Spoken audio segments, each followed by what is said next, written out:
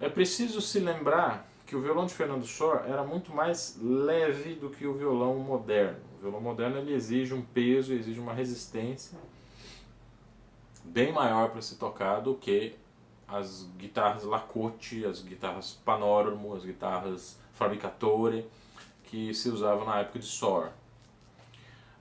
Os violões do tempo do Sor eles tinham mais ou menos a mesma, o braço tinha mais ou menos a mesma extensão, era um braço que variava ali de 64, 63, às vezes menos milímetros, né, nessa distância de tiro entre o capotasto e o cavalete, não era um instrumento muito menor do que o nosso, mas a caixa de ressonância sim era bem mais estreita.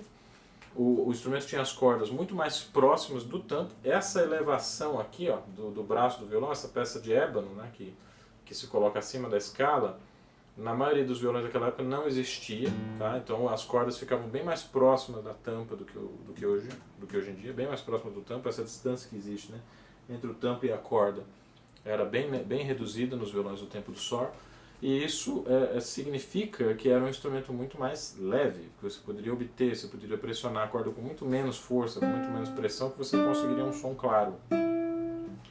Ora, essa é uma dificuldade que tem que ser vencida. Eu acho que a pressão necessária para apertar as cordas de um instrumento musical não pode ser desculpa para absolutamente nada. Vocês pegam o exemplo dos contrabaixistas, que tem cordas grossíssimas e muito longe do braço do instrumento, e os contrabaixistas precisam se virar para adaptar a musculatura da mão esquerda para conseguir tocar aquilo de maneira leve, de maneira ágil, de maneira, né, rápida, segura, mas ao mesmo tempo leve, porque a pessoa ela tem que usar assim, 10 a 15% da sua capacidade total de realizar força. A técnica de um instrumento não pode ser feita, não pode ser construída usando 80% da sua capacidade de realizar trabalho, né?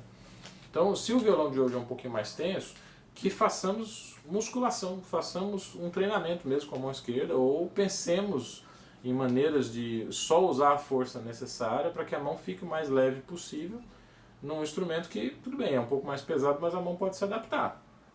É uma coisa que o Fernando Sor não acreditava muito nisso, ele não acreditava muito na capacidade de adaptação da musculatura. Então ele dá alguns conselhos aqui no tratado que parecem subestimar um pouco essa possibilidade de adaptação que as mãos têm. Por exemplo, ele quase nunca usava o dedo anular. E hoje a gente sabe que o dedo anular ele pode ser um dedo tão forte, tão resistente quanto o dedo médio, ou mesmo o dedo indicador.